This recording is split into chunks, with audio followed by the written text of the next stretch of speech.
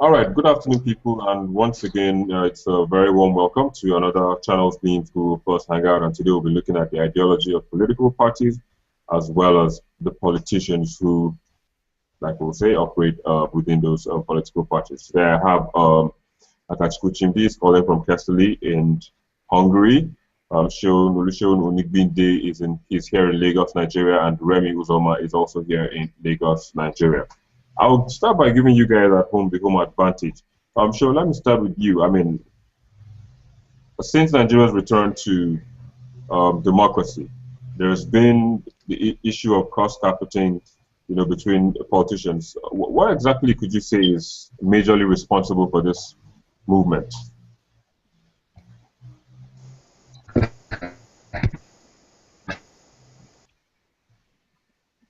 Oh, all right. Seems like we've lost show. Remy, are you there?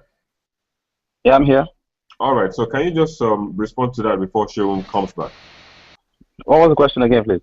Okay, I was like, since Nigeria's returned to democracy in 1999, there's been a trend of politicians cross-competing from one political party to the other. What do you think is majorly responsible for this movement?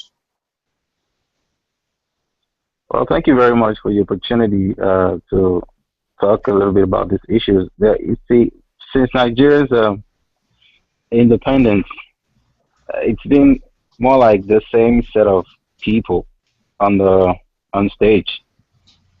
You know, it's been the same set of people. If it's not the same set of people, it's the same set of people coordinating things and running stuff from the same old thing. So if crossing from one political party to the other, we can't expect anything better. That's just been it. And I would say that if the intentions of our politicians in the country are somewhat genuine, I would say the word genuine because their actions will reflect on the way things are being done in their locality, and the only time you see people rally around them genuinely is during political parties, at their political campaigns, preparations for election, their big day. And once that is done, everything goes back to normal. It's as if that's that's the only thing that has to do with elections in Nigeria. Anything that has to do with political, getting people what they want in Nigeria. That's the only time you see genuinely politicians responding to the needs of the people, try to, let them understand that they're on their side. And once that elections are over, everybody goes back to status quo. Things goes back to normal. No change, nothing whatsoever.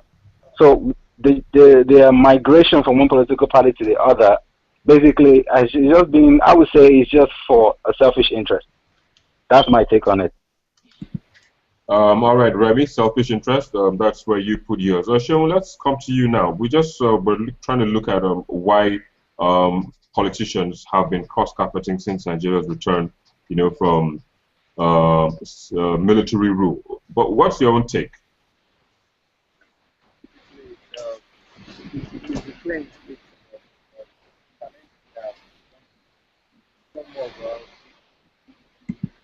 Sean, can you use your earpiece? Yeah, okay. Let me see if I can get it in a second. But can you hear me now? Yeah, we can hear you now. But I'm saying that the challenge that you would find, it's not really about the APC or the PDP. It's more of a leadership crisis. It's more of a crisis of the leadership. And that's why you will find a guy in PDP today and tomorrow is in APC. So I think we need, as citizens, we don't need to be that bipolar anymore, like it's APC or it's PDP. So politicians are just looking for where they can get elected into power, and that will keep continuing. But I think as we go on, it's just a sign of democracy in its infancy. As we go on, possibly there will have parties begin to have ideologies, begin to find similar traits within them. The right kind of people begin to flock to each other because this is the only time since 1999 that you have like a tough opposition at the other end. So I think if we get that stability, like for the next 4 years, we'll be able to say, oh, this mode of person will be here, this mode of person will be at the other side. We'll keep in this cycle for long because More of it's about it's more of not about a party issue. It's more of a leadership issue. Oh, all right. You're quite far from your computer, show. Okay, I will try and get an earpiece. I will try to. All right. So while Sean is trying to fix his own, Akachku, let's hear your take. What do you think is majorly responsible for this?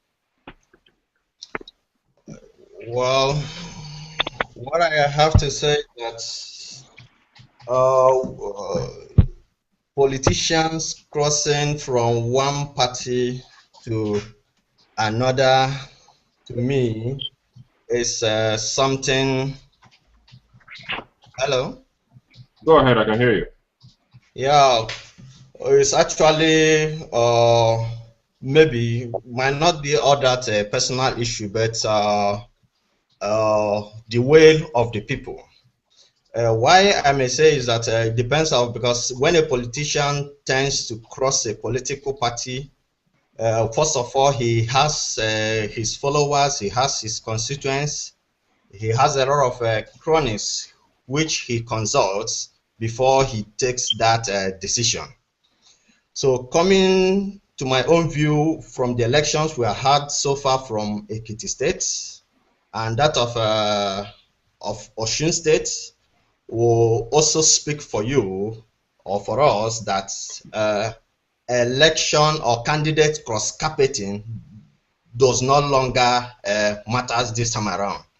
The electorate are now looking at the quality of candidate being fielded by a political party.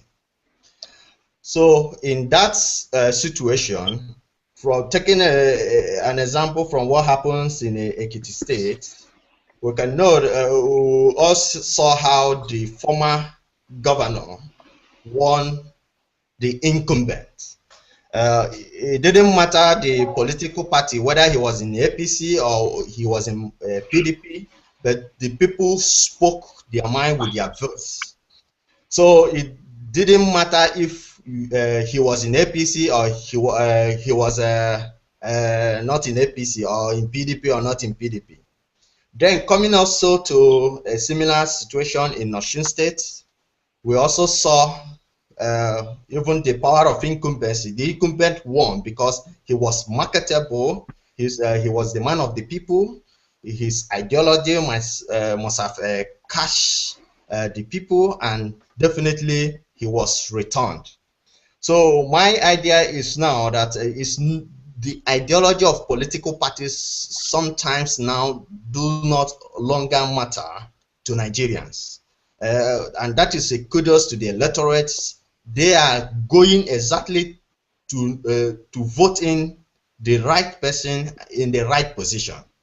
So the ideology of political parties now, for me, are no longer with the great work the INEC is doing, and the role the media is also playing in the covering of this election. So there is always a minimal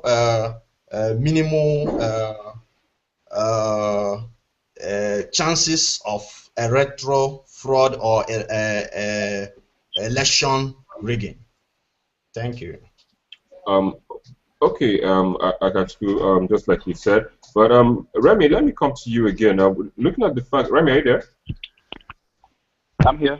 All right. Looking at the fact that Nigeria is copying its system of government, or even copying democracy from Western countries, I don't know, like the US, you don't see this happening.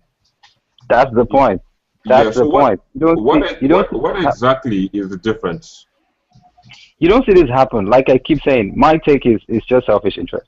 You're looking for where you're gonna get it happen for you, and probably if a politician A is in a party A, and things are not really going the way he or she feels it should be going, the next thing is thinking, let me go to where I can get elected as so and so and so.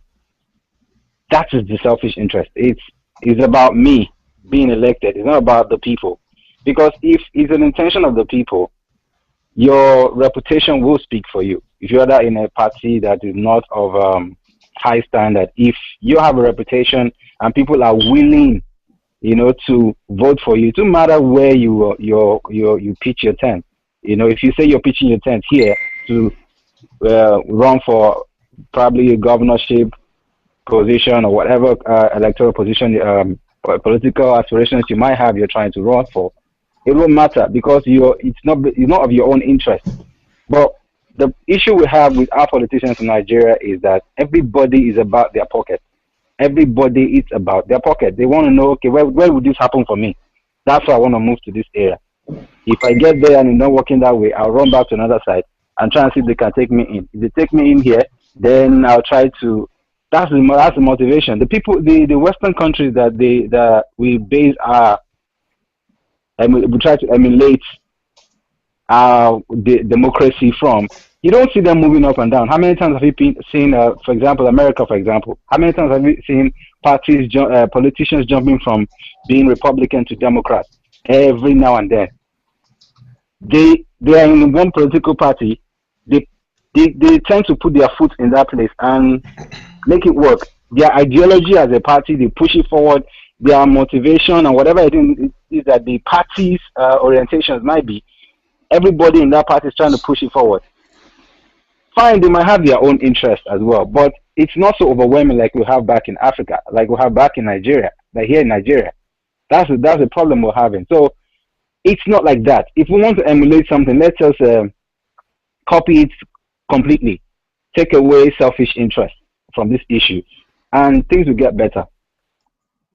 Okay, I hope things do get better. But Cheryl, let me come to you. Remy is saying selfishness, and Akachukwu is actually talking about politicians actually running or being voted based on their popularity. Do you think we don't need political parties? Do you think we're ripe for this independent candidacy, so to speak?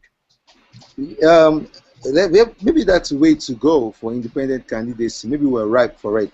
Like I have tried to make clear that this is in the evolution of our democratic process. We'll come to a point in time where we'll have more stability, where we'll have more of a case of ideology. But right now, basically, those who will still have in power right now are not. Most of them are not still governed by ideology or government. They're just looking for where is the nearest route for me to get into power. Now, what they do when they get into power is left to them, and it's left to us to keep vigilance. But I think it's time for us to give room for independent candidates. If you know you were popular enough, you have the charisma enough, you can stand alone, and you can put your name on the ballot, and you can see if people can actually stand for you, basically. I think that's also very necessary. And also maybe things like this also frees us from situations of godfatherism that you find in the context of society, where people try to where some people try to control the elective process, or even the way they do primaries within the political parties. So maybe another way to even tackle the whole issue of godfatherism. If you know someone who has his popularity, has some level of good work, and people will queue up behind him, I think I would support that. All right. So in terms of looking at how other, because even like we had a situation where a political party actually called an African leader and asked him to resign. Do you see that happening in Nigeria? I mean, how soon do you see that happening in Nigeria? Yeah, if you fall out, yeah, Murtala and Yako moved from PDP to APC, and most of the allegations against him were as far back as 2011. So was he right then? What were they waiting for the close 2 years? So it's possible if you fall out with your party, they might tell you to resign. Chiwoke Mbaninu is also an example from Anambra State. He had a very terrible first step, and he couldn't get the second ticket the second time, even from his own party. Rashidi Ladoja was also in that kind of space before. So it's very possible, but the real reasons why the party would ask for that, that's what we have not too. That's what I'm not too sure is holistic. Sometimes it's maybe it's not certainly the godfathers. Maybe it might not even be on the basis of competence, because the way party structure that's still wired currently, it still reeks of patronage. It still doesn't reek of ideology. People committed to some setting of ideals. So if you say a party says the elected official should resign, you check the motive, you find that it possibly will still be something around patronage, or for him not doing enough for them. Okay, Sharon, let me just move forward. But just before I do that, we have someone on the Hangout who just joined. Olumuyiwa, thank you for coming this afternoon. Good afternoon, everybody. How you doing in Nigeria? Uh, It's nice to be here again. all right, very well. So let me just keep you up to speed. We're looking at the ideology of Nigerian politicians as well as the political parties that operate here in this country. Remy, who spoke first, was actually to say that the cross-carpeting of politicians from one party to the other is based on their selfish interests. While Akachukwu is saying that mainly politicians don't actually need these political parties, but need to ride alone because electorates vote them based on their popularity and their ability to deliver. Sheon also stands in the middle. He agrees in a way. He believes Nigeria is also ready for this independent candidacy. But then, that is what they think. What do you think?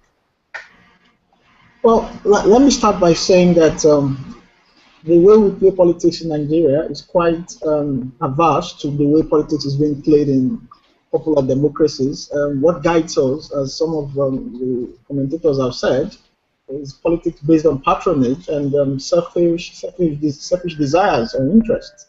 Nigerian politicians from the world have been issue are used to play politics according to what can bring naira and kobo into their pockets. And so I would want to say that we lack that basic culture of democracy. We lack that basic culture of what political party representation means. We lack that basic ideals of what a true and national political party should be. So in Nigeria, it's a shame that things have gone that bad. And I also think that it's important for us to begin to define this whole idea of individuals having to join a political party before they could aspire for political offices.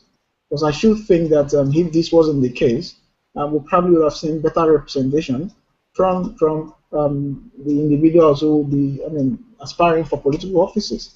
So I think that it's a major problem. I think that it's something that needs to be revisited. I agree in its entirety with some of the commentators who have said that we should experiment the idea of individual candidacy. I think it will do our democracy a lot of good.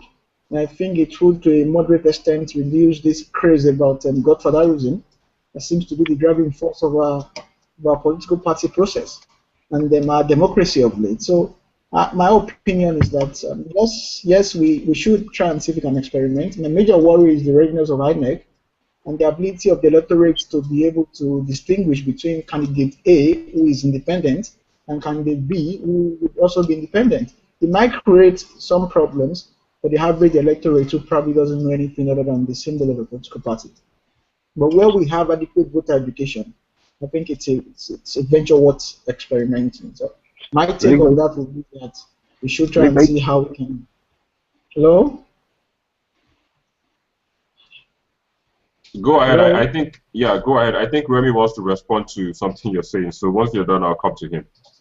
So we should try and see if we can experiment that idea, but that cannot be done until there is adequate education of the electorate, so that it doesn't cause confusion in the election. All right, very well then. Remy, I'll come to you, but then we have a chat box. You can indicate also in there if you have comments, maybe you have a response to what someone is saying. You can just put that in the comment box, and I'll get to you as soon as the person is done talking. So you don't disturb or distract someone while he's making his point. But then, so let me just give you that opportunity now. It seems you want to respond to some of the things Olumuyiwa said. Remy, go ahead.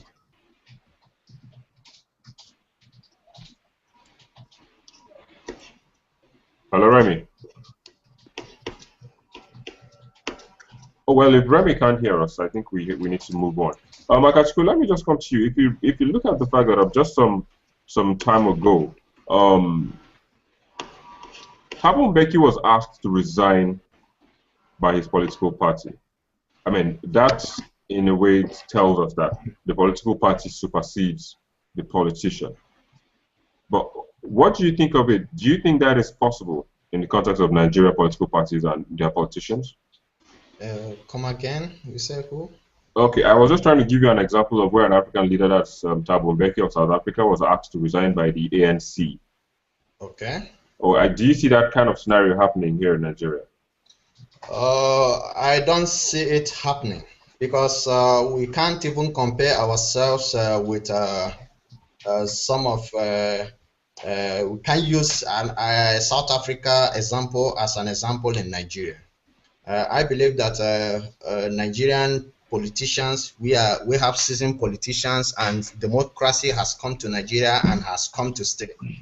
Though we are only 15 years in democracy, I don't see that scenario playing out in Nigeria.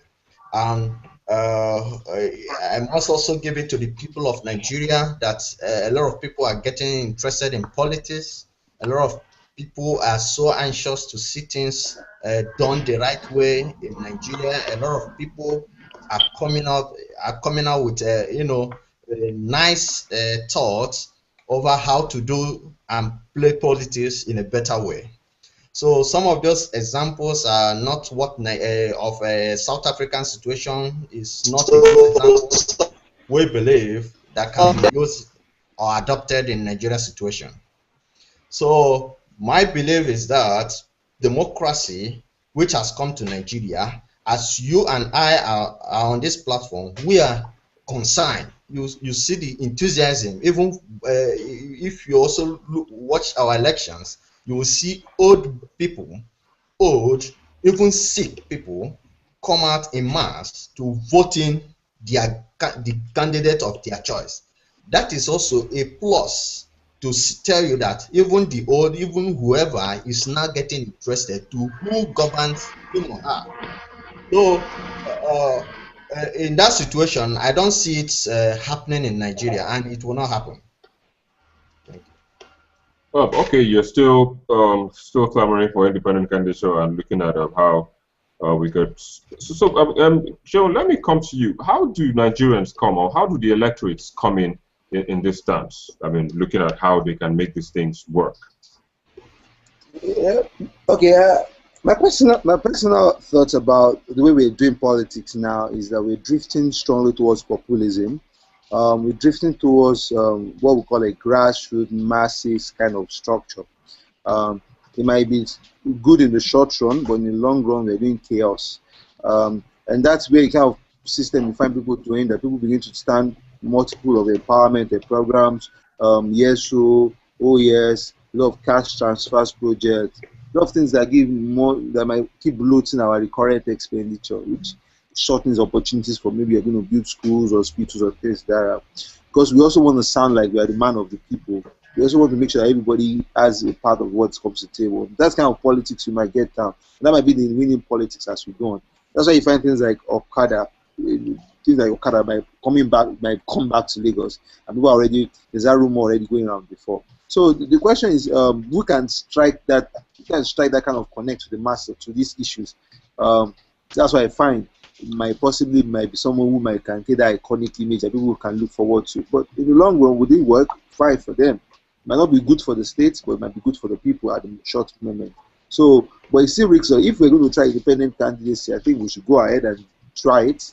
Might be something necessary we need to do. When people can say, I want to stand alone. I think I've created enough clout of people, and I want to make this change happen. Because the truth about it is that even if you have someone in a lecture, in the space, the political party is not accountable for anything. It's not accountable for anything. You have people who have elected on PDP, like Rotimi Amechi, or they elected in PDP, like the Abdul Fattah Ahmed, who leaves PDP and goes to APC, and the party cannot recall him. The party cannot take him up by the constitution. And so what? So the political party is just a vehicle. It means he has no sense of accountability when even the person gets there.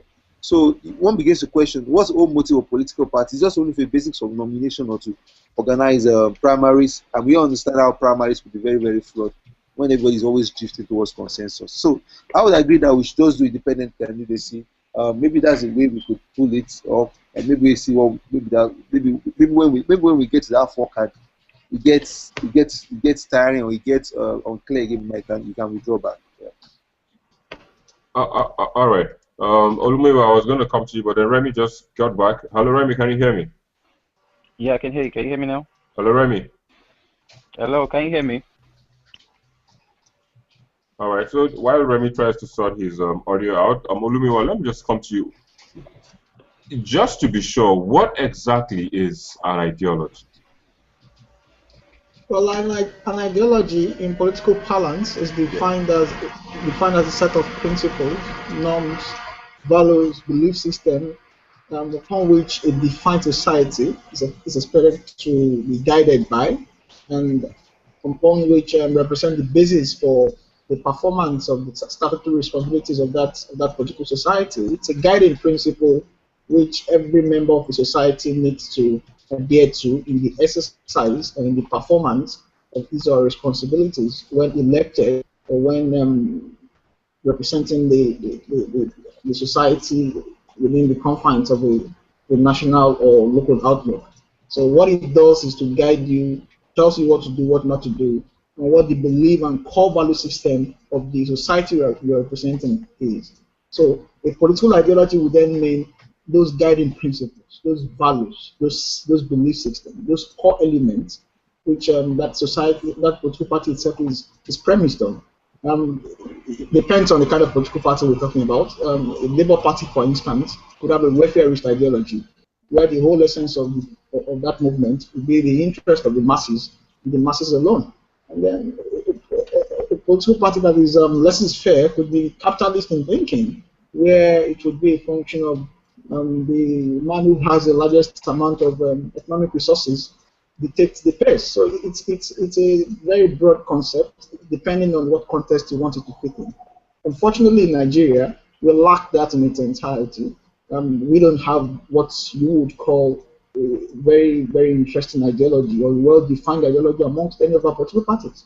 What you have is a mishmash of several people, several heads, and several opinions and several ideologies conflicting at one point or the other. So that's why you find people or individuals or politicians moving from one political party to another because there's no clear-cut ideology. There ain't any well spelled out policies or beliefs that they represent or which any political party represents. So it's a shame, but we have to do something about it. If we don't do something about it, we'll continue to live by it or live with it.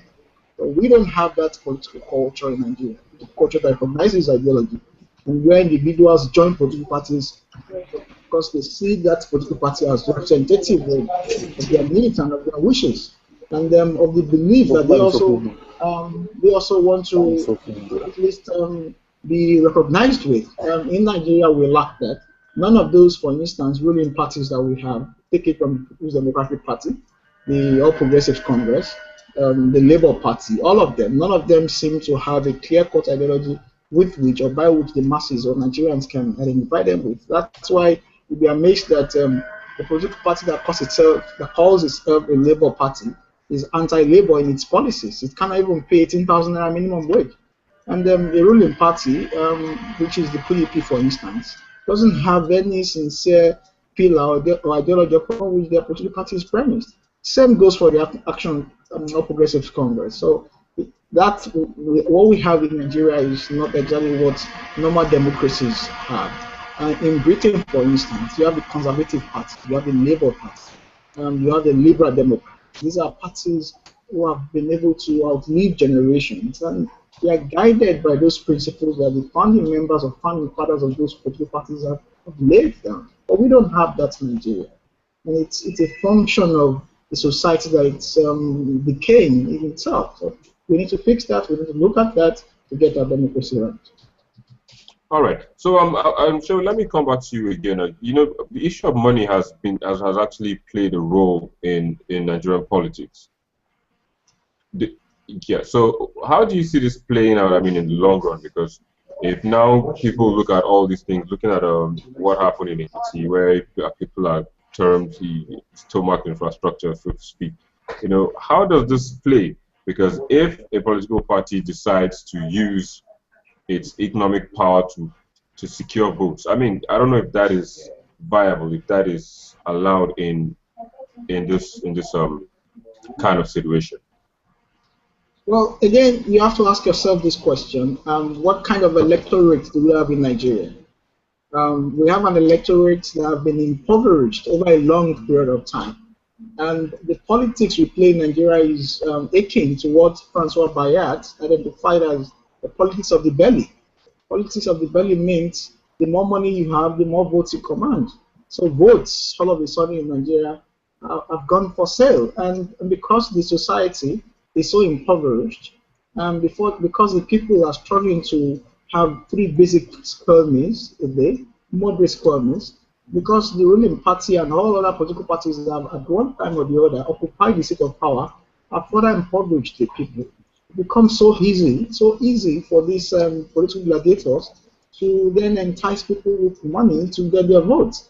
What you have playing out presently in Nigeria is a direct reflection of what that society represents, and we must get something clear.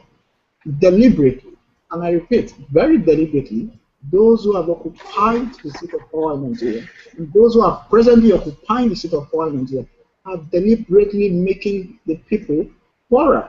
And the more poverty you have pervasive in the society, the easier it becomes for this capitalist and this cabal who have been holding Nigerians to ransom to continue to dangle 1,000 naira notes at you on the day of election, because they do know that for you to get 1,000 naira note outside the day of election, you probably would sweat. So it's a deliberate way of further ensuring that the average Nigerian on the street, or the average citizen on the street, will have the resources to take care of himself. So much so that when that happens, it becomes so easier for them to then beat them with whatever they think would make these ordinary Nigerians happy. And unfortunately, again, we do say in politics, the people all over the world, it is their right, it is their responsibility to decide those who govern them. And if they choose to sell their votes for peanuts, then it means those are the kind of leaders they deserve. We have not been able to effect that change in Nigeria because an average Nigerian is so reluctant to change. An average Nigerian is conservative. An average Nigerian is self-loving. An average Nigerian is not nationalistic. An average Nigerian is not patriotic. An average Nigerian cannot sacrifice or doesn't believe in sacrificing him or herself for the common good. And when you have a society that is so self-centered, when you have a society that is society that is so reluctant and so unwilling or unwilling to change their changes, it becomes so easy for these cabals to continue to dominate their political lives the way they've been doing in Nigeria over the years. We would continue to have that until such a time that the people think deep down and decide to take a bold step to reject this misnomer. It's an aberration that shouldn't be allowed to happen. When you have politics based on commodities or bags of rice, bags of beans, fufu, and all the other likes, it's going to continue to bastardize our democracy and weaken the very structure we should have served as pillars of democracy. And until the citizens do the right thing by sensitizing themselves and realizing that they do not have to mortgage their future, it will be a cycle we continue to repeat. All right. So Sharon, I knew you were going to say something before Olumide cutting, but just before I come to you, I see you guys who are watching on YouTube. You can also join this conversation. Just send your comments using the hashtag political ideology, and we'll take a look at them and listen to and see how those on the Hangout react to them. So Sharon, you were going to say something. What exactly do you think about this this money influencing political situation in the country? Basically, if it's a first is a question of the electorate that we have.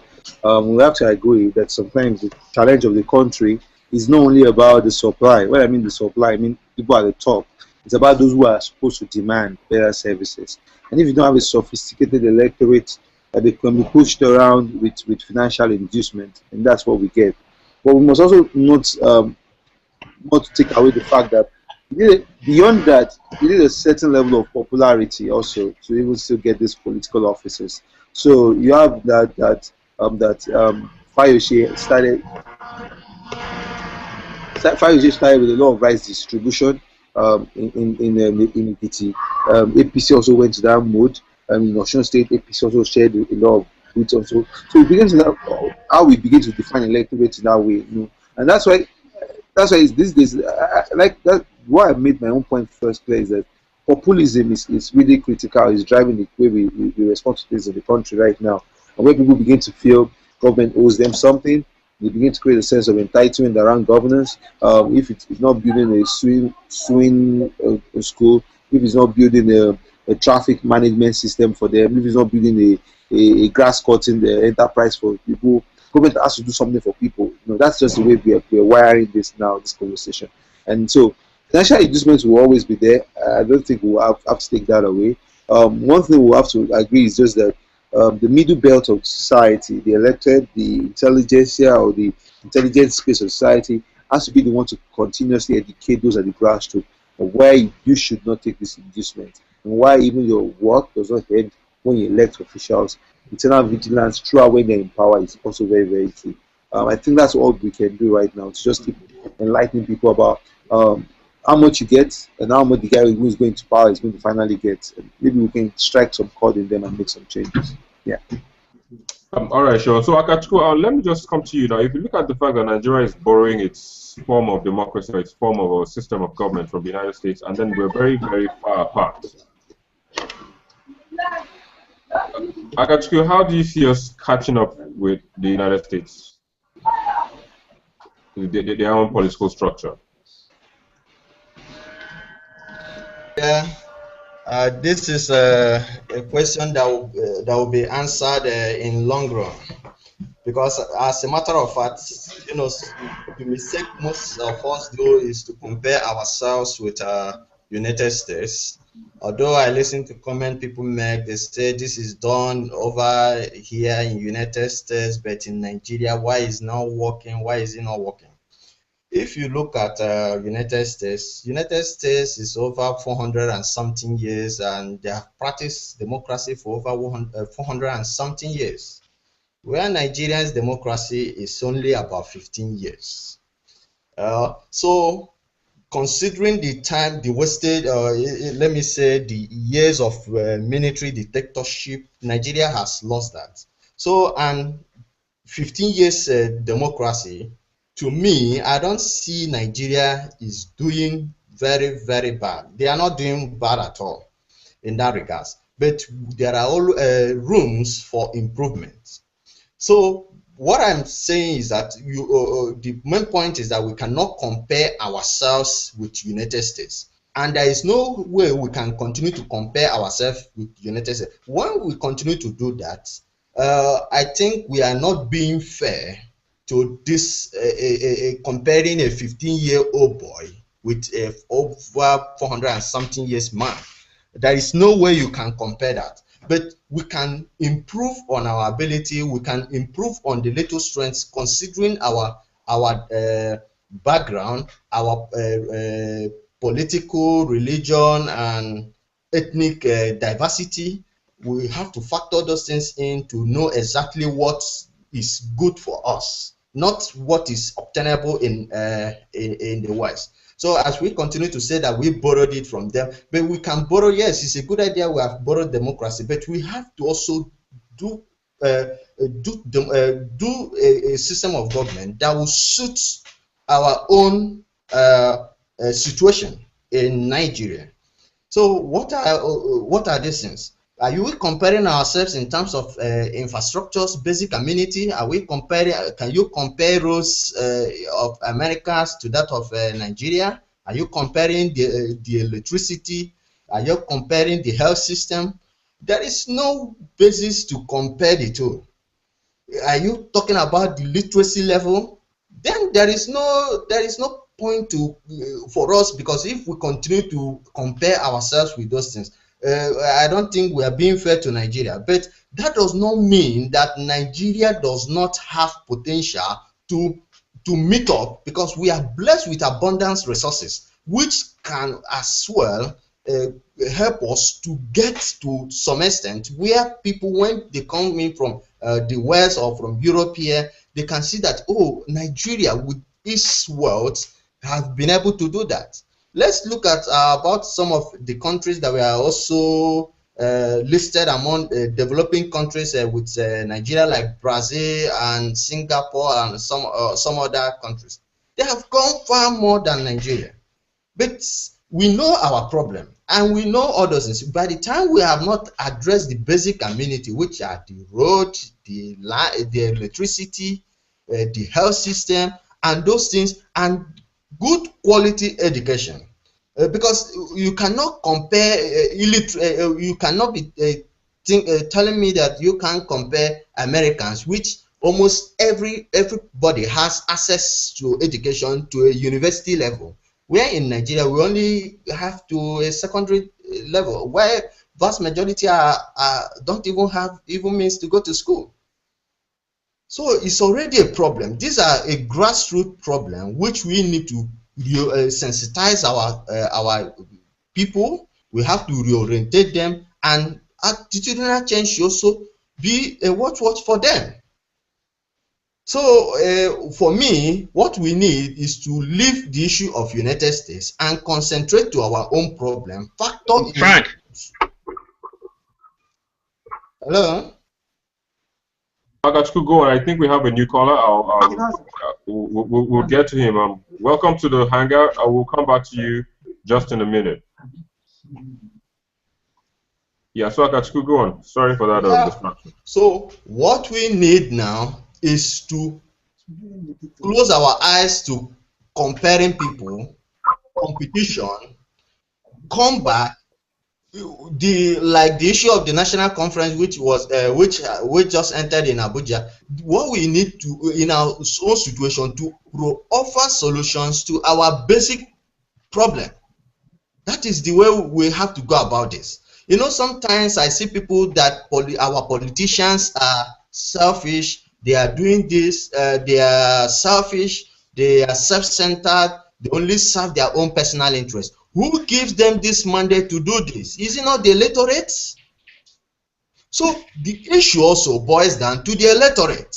It's not about a selfish leader, because even if a selfish leader goes this, once the people are sensitized, once they are reorientated, once they are informed, once there is an attitudinal change, any politicians that double cross any people will always elect those who are credited, who are credible, who are sellable, who can deliver on their mandate to the people.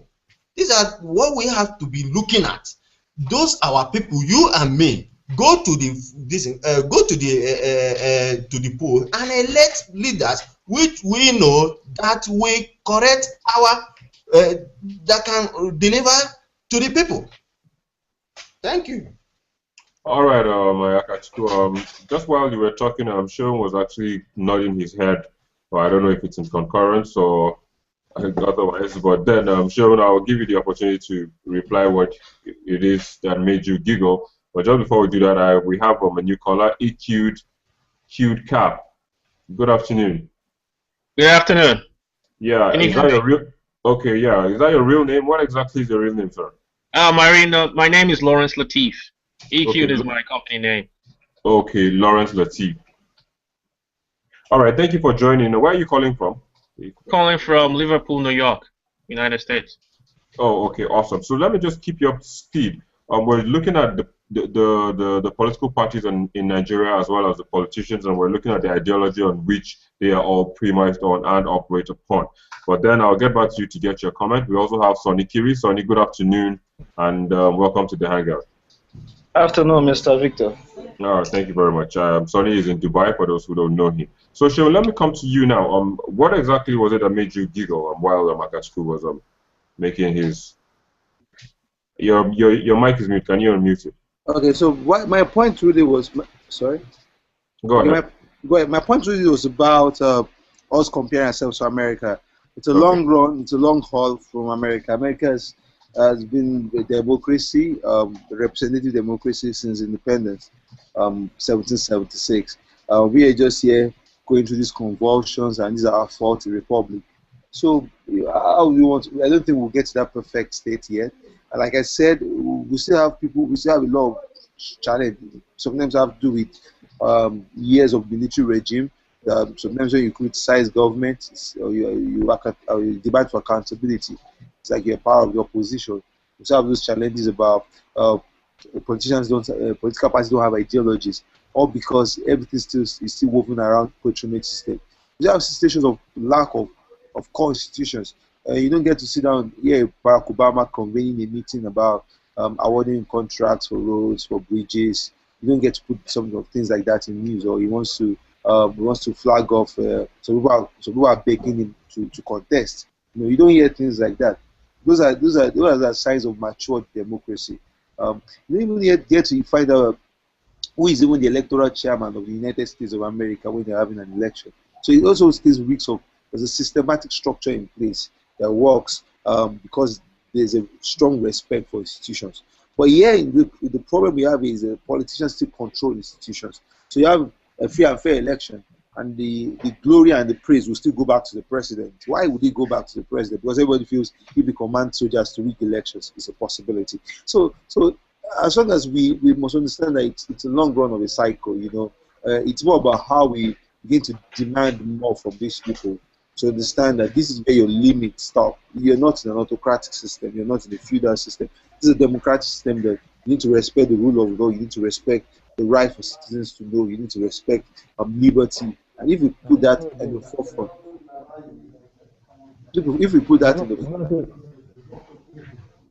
in the forefront, I think we will be able to get better results. So that's just my own point. Yeah. All right. Basically, what you're talking about is we need to have strong institutions rather than stronger politicians. Yeah, definitely. Yeah. All right. Yeah. Okay, so Lawrence, let me come to you. You just heard Sheldon. A couple of speakers have already spoken about this issue, but now Sheldon is saying stronger institutions rather than the politicians. But what's your take on this issue generally?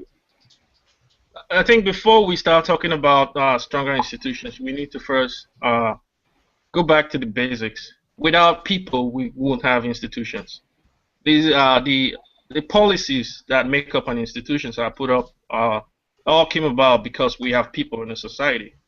Now, what's the level of education of the people in that society? For example, Nigeria.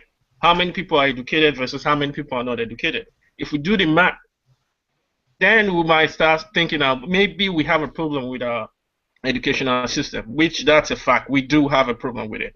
So if we go back to the drawing board and fix our educational system, that way anybody graduating will know the full extent of the policies or Nigerian constitutional policies. Then we must start, bringing out better politicians. But if you stop a politician, if you go to his house, for example, ask him questions in regards to Nigerian constitution, they might not even know. Even here in the United States, some of these constitutions or these laws that are being passed, some of the politicians don't even read it. Not to talk about Nigeria.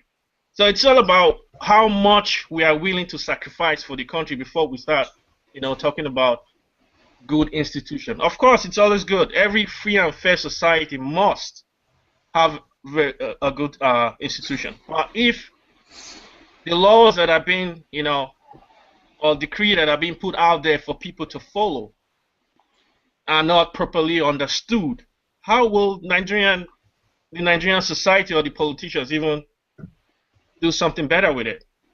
It's not just a good institution, we'll get there, but it's, first of all, the society. How educated is the society? Democracy is not easy. Even here in the United States, it's not perfect at all. It's not passed. I go to work every day. I go to work. I see people who even complain about their politicians every day, just because they have a divide between Republicans and Democrats. The same thing in Nigeria. But again, it's the education. We don't really know how to hold our leaders in Nigeria accountable because most people in Nigeria don't even understand the Nigerian constitution. I'm pretty sure the Nigerian politicians don't understand their own constitution as well. All right, Lawrence, I hope they do understand it soon and make the right decisions or the informed decisions for the Nigerian people or the electorate. Sonny, I'll come to you. You're just joining. Thank you for joining once again, and good afternoon. Of course, you heard a couple of speakers when you joined, but what exactly is your take? The politicians, how ideologically driven are they? Thank you. Yes, you can hear me. Sure, go ahead. Yeah, I think for what I've experienced so far over the years, I don't see any politician in Nigeria that have any basic ideology, because if they do, we wouldn't be having this issue of running from one political party to another, because they don't have anything on ground as a party or as individual. All they do is come together to form a cultist group and call it a name of political party. That is what we have. Because you will hear someone that, in, let me say, somebody in APC will be accusing PDP that PDP is corrupt, PDP is that. Then at the same time, that person will also go and bring up all the PDP member to that party that he says that is better of PDP. So my view is that they don't have any political ideology. They all have this idea of forming a court.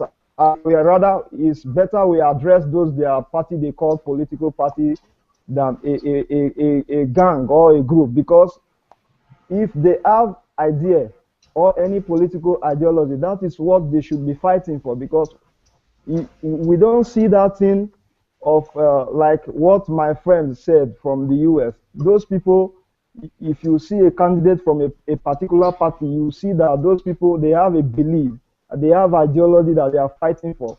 In Nigeria, what we are fighting for is just to acquire that political position and fight for power, and so that you control wealth. That is what we are fighting for. We don't have that ideology that these are the things our party is fighting for whenever we get power, and these are the things we are going to put in place. Have you ever heard of any of these political parties that are running from one party to another?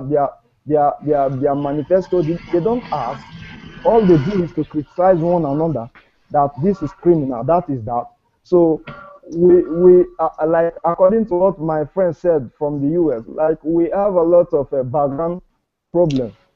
Most of our people in Nigeria don't even understand what it takes for one to for one to be a politician. All they know is if a politician is coming from a particular place, and if that one can throw money on ground, that is the candidate we vote for. So since we really have to go back to the drawing board and educate our people what it takes for a country to grow as a democracy, because democracy is something that very difficult. You are talking about people. People are kind of difficult. So therefore, they have to understand the basis of democracy and that of the citizen. We have to really educate our citizen in terms of democracy and all anything concerning it, because right now we lack that education of politics, and we don't get everything in place. We are getting everything wrong. So I believe if we can go back to the drawing board and educate our citizens what it takes and how our democracy can move forward, I think we will get a better result than the kind of gangs we have in the country that parading themselves as political leaders. Thank you. All right, Sonny. Unfortunately, we're running out of time, so I guess we should start running up this conversation at the moment. Olumiwa, you look like you're meditating where you are.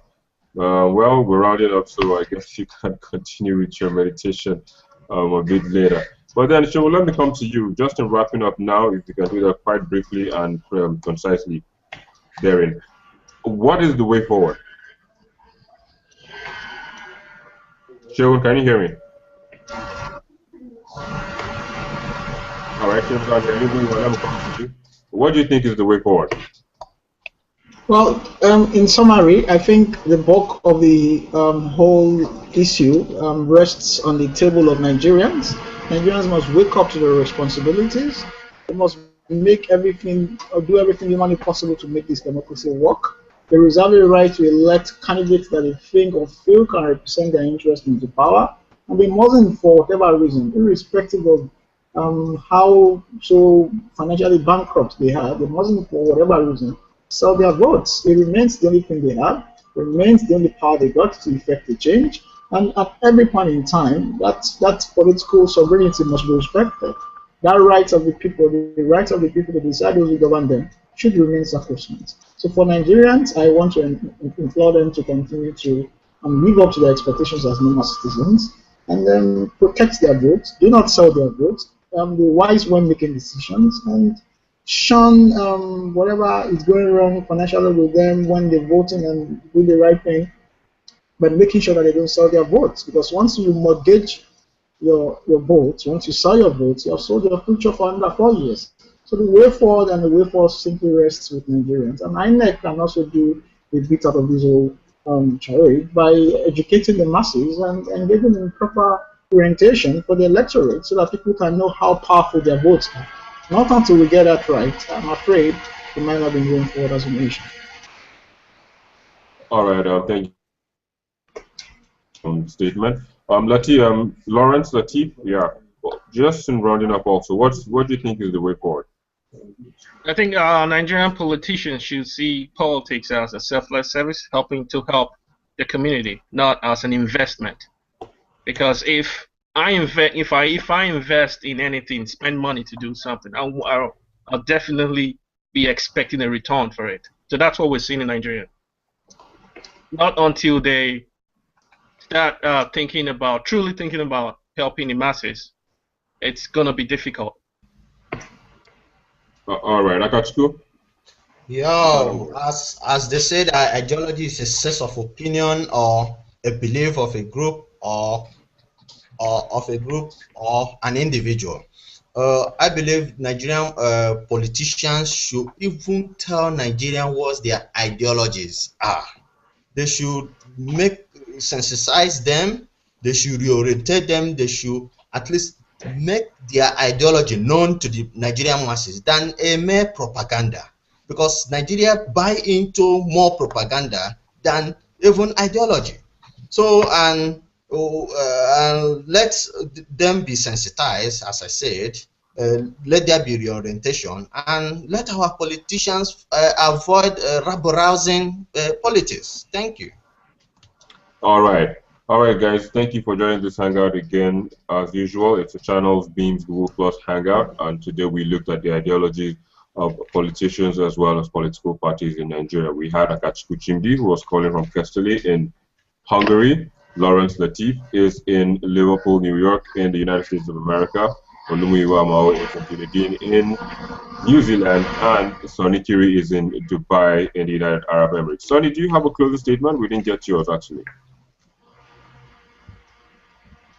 Oh, well, he can't hear us, so I guess this is where we end today's broadcast and today's hangout. Thank you once again for joining, until we see you once more next week, same time.